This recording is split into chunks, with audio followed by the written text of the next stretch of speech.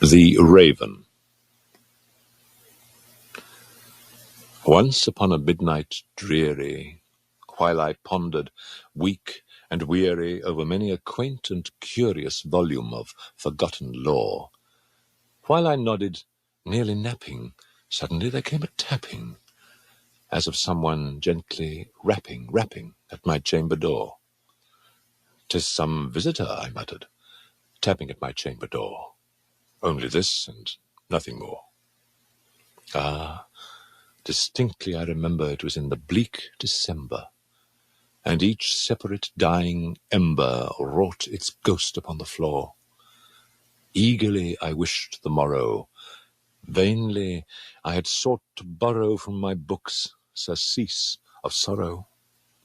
Sorrow for the lost Lenore, for the rare and radiant maiden whom the angels name Lenore. Nameless here for evermore. And the silken, sad, uncertain rustling of each purple curtain thrilled me, filled me with fantastic terrors never felt before, so that now, to still the beating of my heart, I stood repeating, "'Tis some visitor entreating entrance at my chamber door, some late visitor entreating entrance at my chamber door. This it is, and nothing more." Presently my soul grew stronger. Hesitating then no longer, "Sir," said I, "or madam, truly your forgiveness I implore. But the fact is I was napping, and so gently you came rapping, and so faintly you came tapping at my chamber door, that I scarce was sure I heard you. Here I opened wide the door. Darkness there, and nothing more.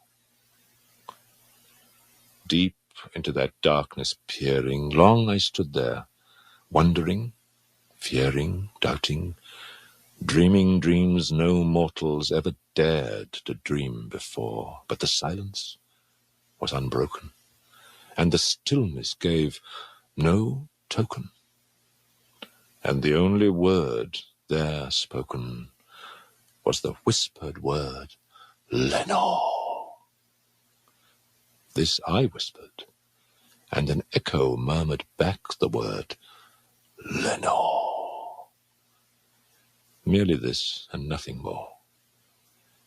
Back into the chamber turning, all my soul within me burning, soon again I heard a tapping, something louder than before. "Surely," said I, "surely that is something at my window lattice. Let me see, then, what thereat is, and this mystery explore. Let my heart be still a moment, and this mystery explore. 'Tis the wind, and nothing more." Open here I flung the shutter, when, with many a flirt and flutter, in there stepped a stately raven of the saintly days of yore. Not the least obeisance made he, not a minute stopped or stayed he, but with mien of lord or lady, perched above my chamber door, perched upon a bust of Pallas, just above my chamber door, perched and sat, and nothing more. Then this ebony bird, beguiling my sad fancy into smiling, by the grave and stern decorum of the countenance it wore, "Though thy crest be shorn and shaven, thou," I said, "art sure no craven, ghastly, grim, and ancient raven, wandering from the nightly shore. Tell me what thy lordly name is on the night's Plutonian shore." Quoth the raven, "Nevermore." Much I marvelled this ungainly fowl to hear discourse so plainly, though its answer little meaning, little relevancy bore, for we cannot help agreeing that no living human being ever yet was blessed with seeing bird above his chamber door, bird or beast, upon the sculptured bust above his chamber door, with such name as Nevermore. But the raven, sitting lonely on that placid bust, spoke only that one word, as if his soul, in that one word, he did outpour. Nothing farther then he uttered, not a feather then he fluttered, till I scarcely more than muttered, "Other friends have flown before. On the morrow he will leave me, as my hopes have flown before." Then the bird said, "Nevermore."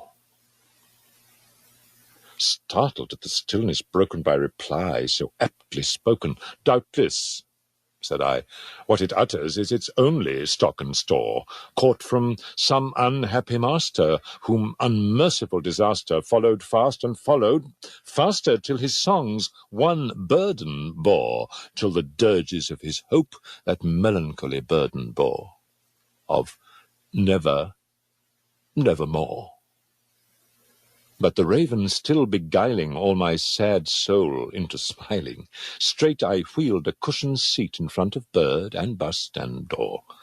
Then upon the velvet sinking, I betook myself to linking fancy unto fancy, thinking what this ominous bird of yore, what this grim, ungainly, ghastly, gaunt, and ominous bird of yore meant in croaking, "Nevermore." This I sat engaged in guessing, but no syllable expressing to the fowl, whose fiery eyes now burned into my bosom's core. This and more I sat divining with my head at ease, reclining on the cushion's velvet lining that the lamplight gloated o'er. But whose velvet violet lining with the lamplight gloating o'er she shall press nevermore. Then methought the air grew denser, perfumed from an unseen censer swung by seraphim, whose footfalls tinkled on the tufted floor. "Wretch," I cried, "thy God hath lent thee, by these angels he hath sent thee respite and nepenthe from thy memories of Lenore. Quaff, oh quaff this kind nepenthe, and forget this lost Lenore." Quoth the raven, "Nevermore." "Prophet," said I, "thing of evil, prophet still, if bird or devil, whether tempter sent or whether tempest tossed thee here ashore, desolate yet all undaunted, on this desert land enchanted, on this home by horror haunted, tell me truly, I implore, is there balm in Gilead? Tell me, I implore." Quoth the raven, "Nevermore." "Prophet," said I, "thing of evil, prophet still, if bird or devil, by that heaven that bends above us, by that God we both adore, tell this soul with sorrow laden, if within the distant Aiden it shall clasp a sainted maiden, whom the angels name Lenore. Clasp a rare and radiant maiden, whom the angels name Lenore." Quoth the raven, "Nevermore." "Be that word our sign of parting, bird or fiend!"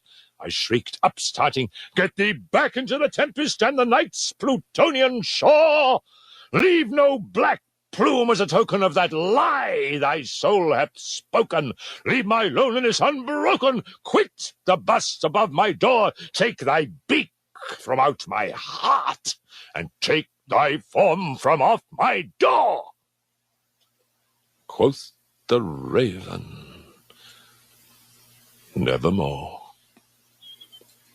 And the raven, never flitting, still is sitting, on the pallid bust of Pallas just above my chamber door. And his eyes have all the seeming of a demon's that is dreaming, and the lamplight o'er him streaming throws his shadow on the floor. And and my soul from out that shadow that lies floating on the floor shall be lifted nevermore.